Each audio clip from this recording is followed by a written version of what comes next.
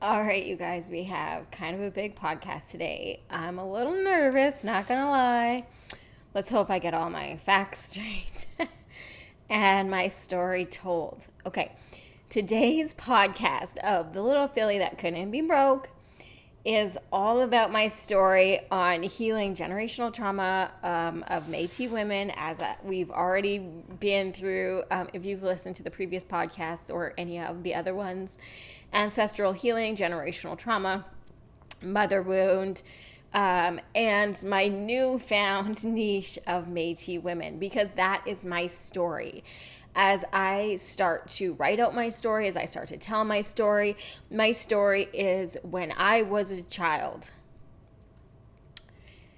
I was so dysregulated. I was like, there was temper tantrums, there was screaming, there was disrespect, there was, in the teenage years, like, there was a lot of fighting, there was yelling, there was hitting. I mean, kind of girl fights. but there was physical, like, I'm going to get you, get out of my space. There was, it was a lot. It was a lot, and I didn't know what to do. I didn't know who I was. I didn't know what was going on. I didn't know how to change it. You know what? And it was what it was.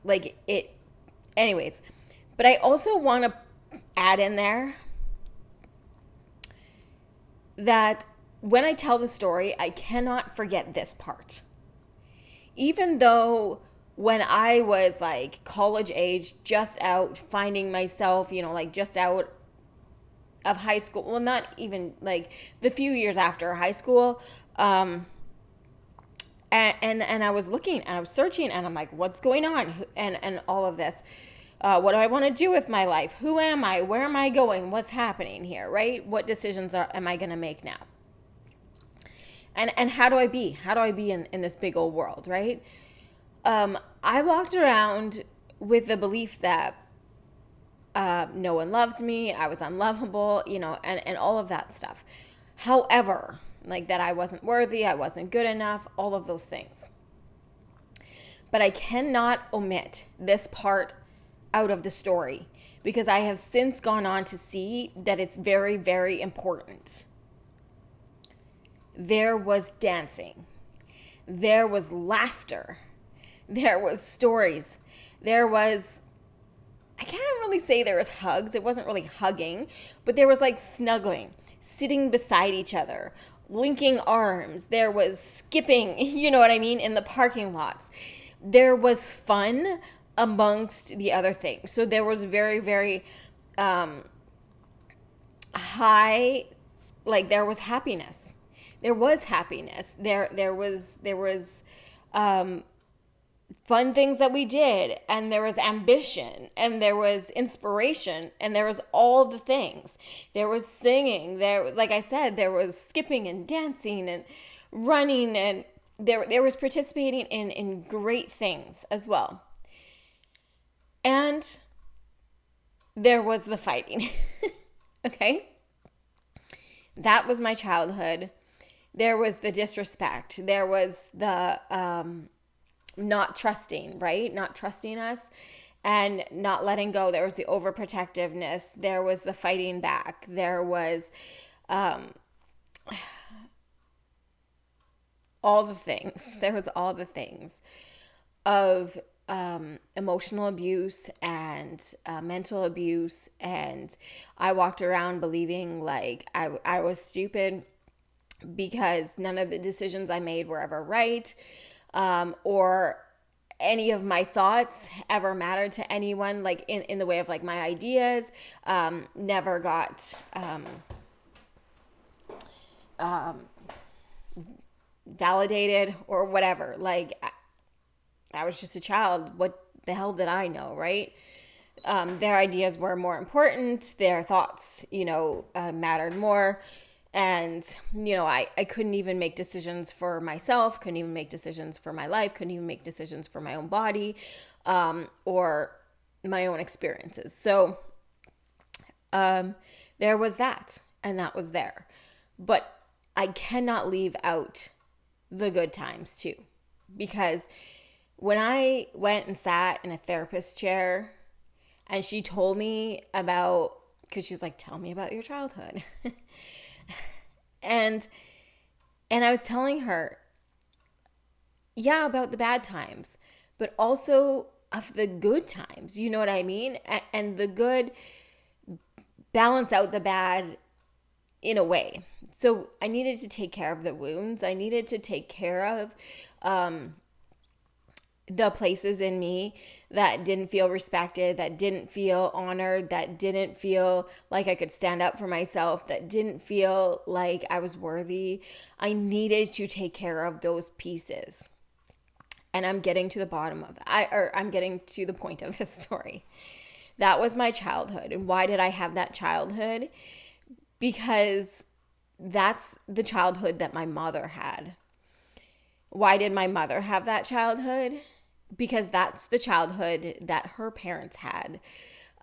Specifically, her mother, who found a mate, who found her husband to treat her in the same mannerisms that her family treated her, right?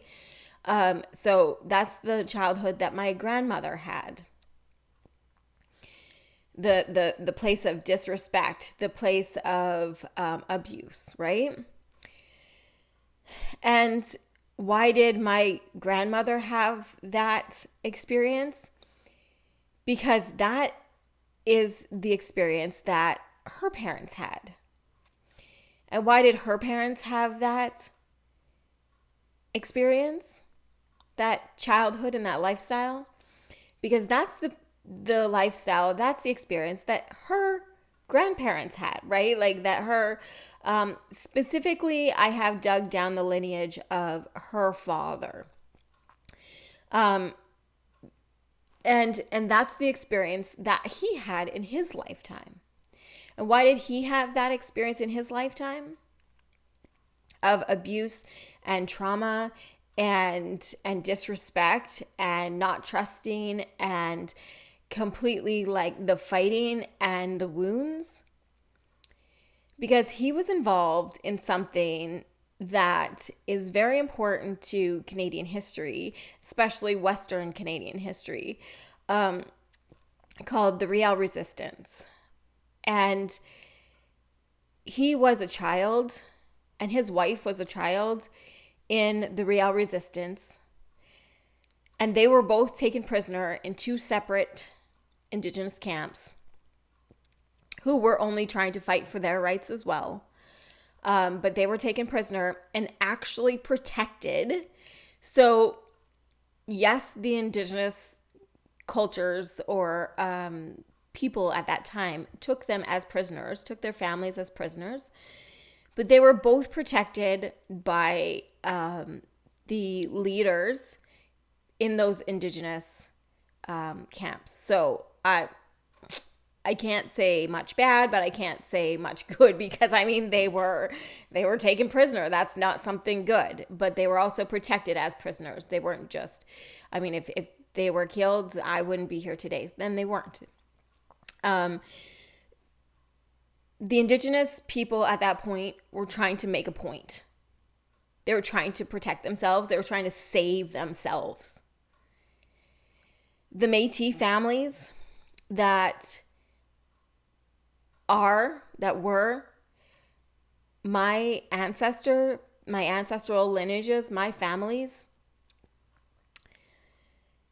in the prisoners of war, they were trying to protect themselves and they were trying to save themselves. And they came here to Western Canada. Or I shouldn't say that. They came here to like the Saskatchewan and Alberta area of Canada because of the conflicts that were already happening in the Manitoba, in the Winnipeg and the Red River area settlement. Because their families had already gone through this once over. So as children, what would it be? My great-great-grandparents.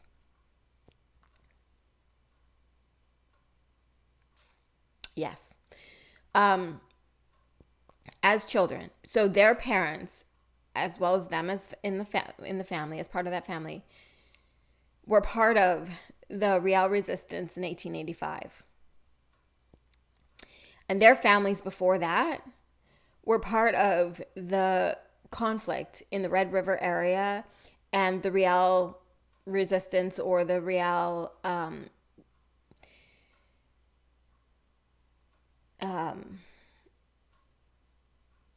I'm going to go with that. But the conflicts that were happening when Canada was first created, I'm not sure if the Manitoba ones were still called the Riel resistance, or if it was just the ones that happened in like Saskatchewan and Batoche and Alberta and stuff. So, but they were already in that conflict.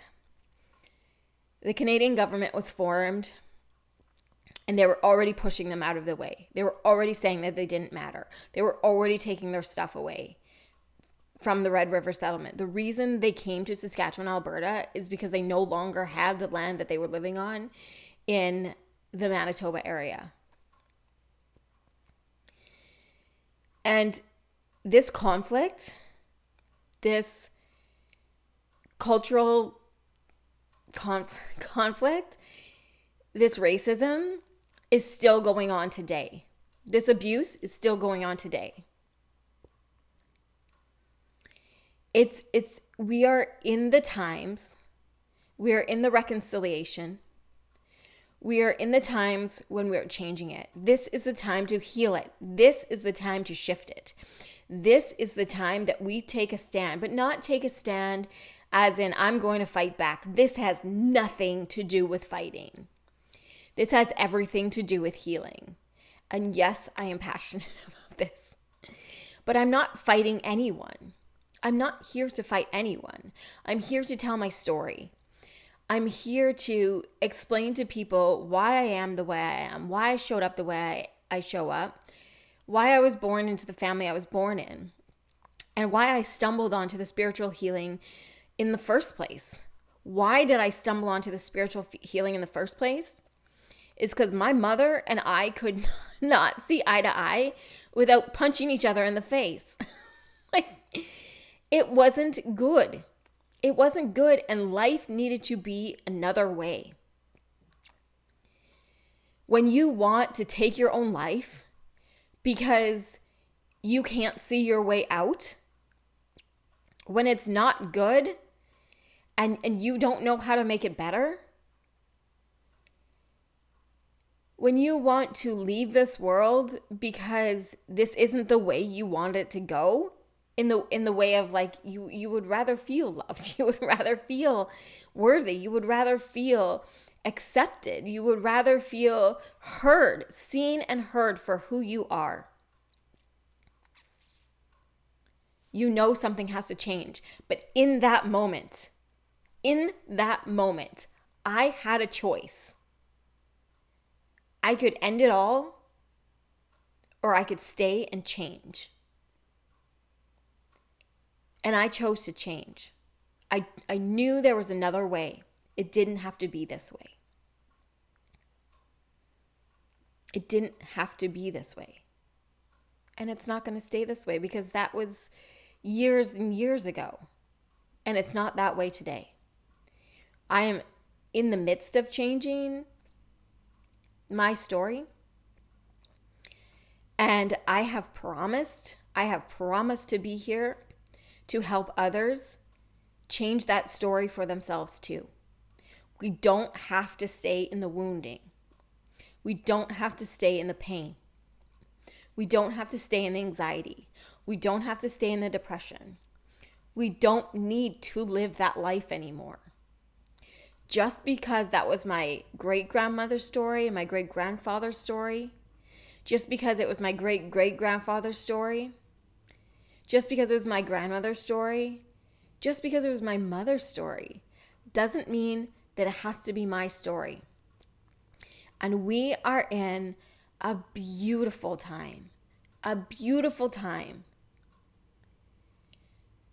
that change is happening on the culture, in the culture space. And not just like, I speak of the Metis, Indigenous, European, Canadian culture, but not just in that culture. In many, many countries or cultures worldwide, change is happening. And I spoke about this on the mother wound, but in the feminism, in the female lineages, change is happening. Change is happening. Acceptance is happening. Unity is happening. Equality is happening. This world is shifting, and we are here to shift it. We are here to shift it. We are the change we want to see in the world. And I am here telling my story. I am here to support you in your story. I am here to say it doesn't have to be this way. It doesn't have to continue to be this way. And I promise you it won't continue to be this way. From how I can see it, we are moving in a direction that it won't continue to be this way. You are either getting on the healing and transformational train, you're getting on the train of world peace and inner peace and family peace and love and harmony and unity, or you're getting left behind. That's the way I see it. I know there is so much conflict out there still. But it's just showing up so we know where to heal. It's just showing up so we know where to heal. So that's my story. My story is I grew up in a dysregulated family.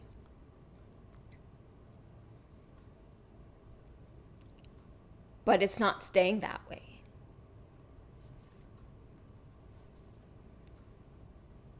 That was the past. And so much forgiveness, so much healing, so much acceptance, so much more respect has happened since that time. Shifts, transformations, miracles have happened since that time. Yes, that's what was passed down generationally. Yes, that's what was happening or what had happened in my family. But I'm not getting caught up in the victimhood. I'm not sitting here telling you, I want my land back because they took it away in 1870 something or 60 something. Like, I'm not here to say, you guys screwed me over and now it's my turn to screw you over. That's not my story. That's not my story.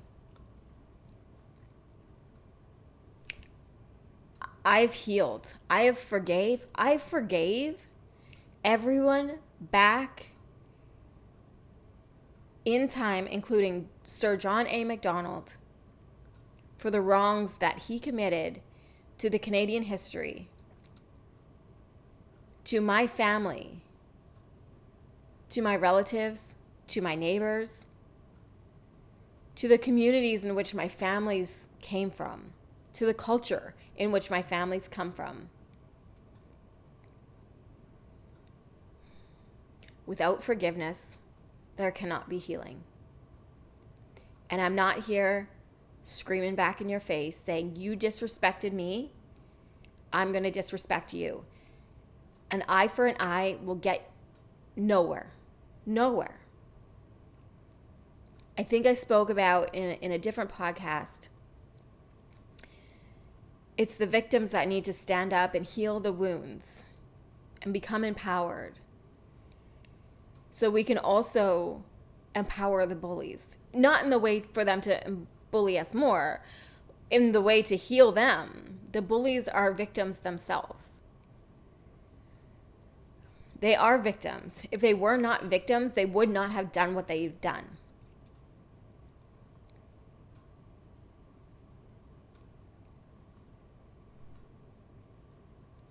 They wouldn't know what they know if it was not done to them or shown to them or impressed upon them,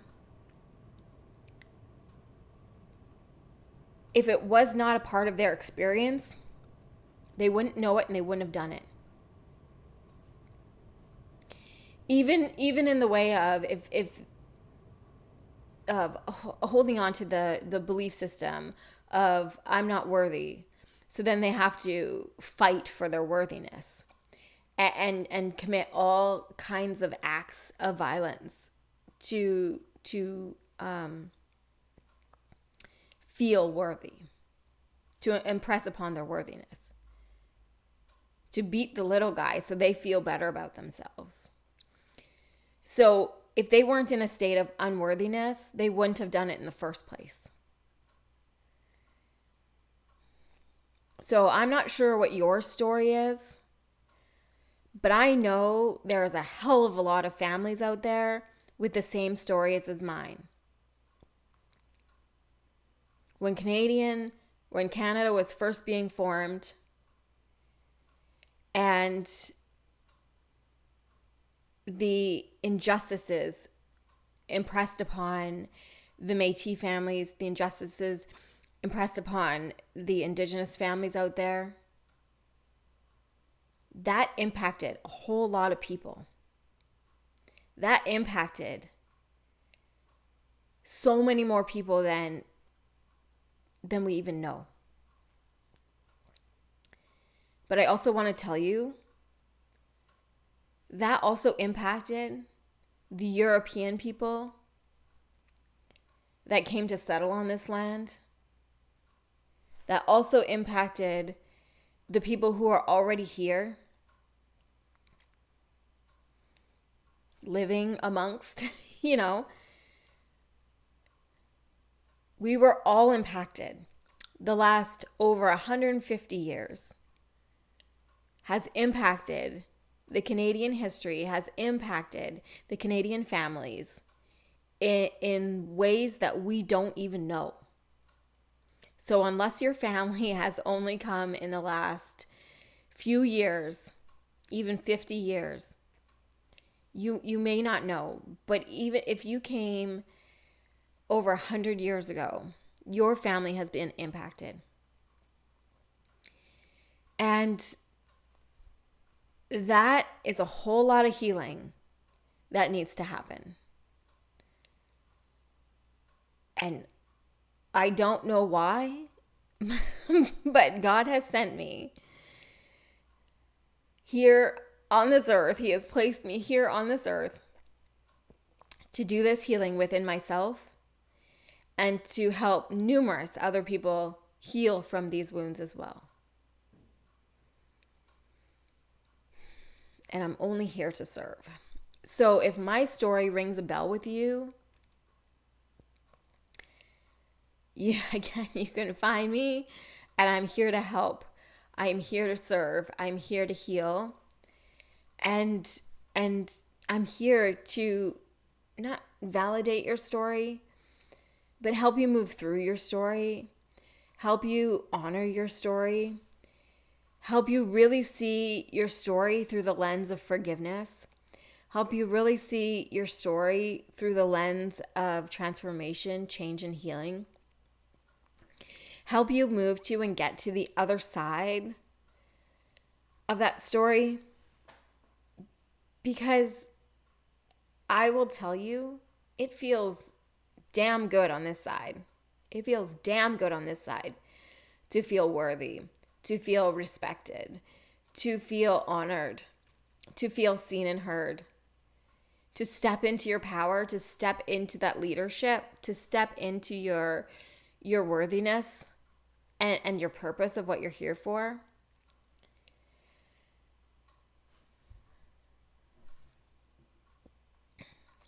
So finding my niche, or just even honoring, not even a business term. It's not even a business term. I'm going to say, I'm not even going to use the word niche, to finding my tribe. And I cannot tell you how home that word just hit.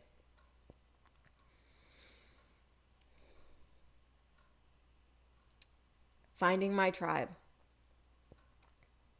and settling into unwinding, unraveling the story of what happened to those families so long ago and where everyone has ended up and how we've gotten here now. But I can tell you the healing is just beginning. I can't tell you how many events, meetings, social media platforms, exchanges, interactions I've had with people or groups of people with very similar stories to mine. And just sitting in that space, I can tell you the healing is only beginning now. Because the anger and the resentment and the fight or flight response and people just fighting themselves, fighting amongst each other, fighting family members, taking that anger out on each other, the healing has just begun now. So I'll know that the healing has worked, and I'll know that the healing has sunk in when I can sit in a room or a space or a group or be involved in even an online way of interaction with these groups of people where they're not taking their wounds out on each other.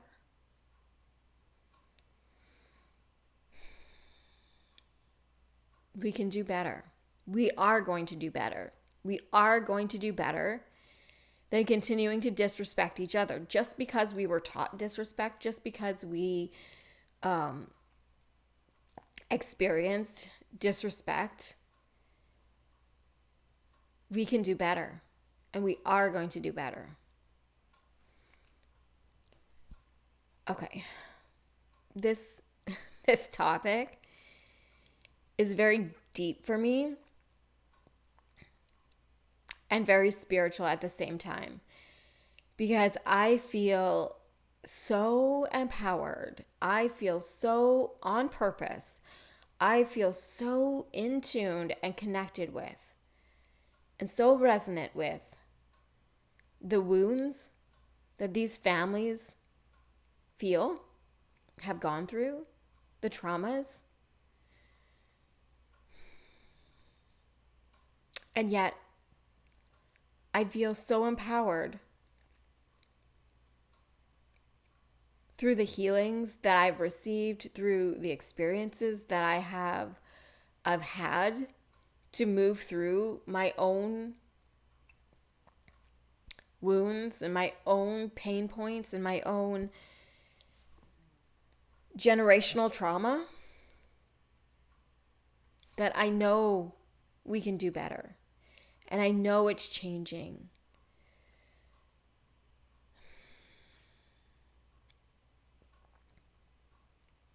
So if this resonates with you at all,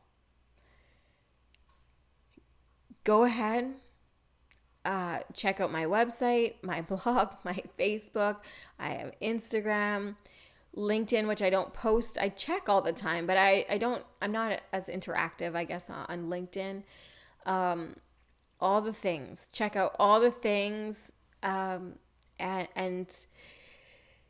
you can find me on the interwebs. And I'm only here to help. And I'm creating so many spaces to help. One-on-one sessions, group sessions, in-person sessions, distance sessions. I have so many modalities, so many different experiences that can help you move through and have helped me move through these exact things that I know that this is the way out. Okay, if that resonates with you, please reach out, leave a comment, click on all the things, leave a review, check out my schedule, check out all the things. I'm there. I just feel so strongly about this that I just had to speak about it. And I feel strongly about it because it's my story. It's my story. Soon you guys will get to read all about my story. I mean, I have dripped it out in bits and pieces here, there, and the next place. But soon I will have it wrapped up all together, and you guys will get to read all the stories. And everything will just make so much more sense. All of these little dripped, drabbed little pieces will all come together in one story. So keep your eye open for that too. Like, share, sign up, do the things. So when my book comes out, when the workshops are ready, the retreats are ready to go. I think the retreats will be ready next summer. They're in creation mode right now. All the things that I'm creating in the back end, they'll be there for you. So if you do anything right now, just go to my social medias, sign up, like, follow, whatever you got to do. I have a newsletter that you can sign up for. I'm not very consistent with that, but I'm hoping come the new year, as everything's getting set up, that the consistency will be there. And I'll tell you all the things. Okay. I will see you soon. It's just so close to my heart. So stay tuned for more.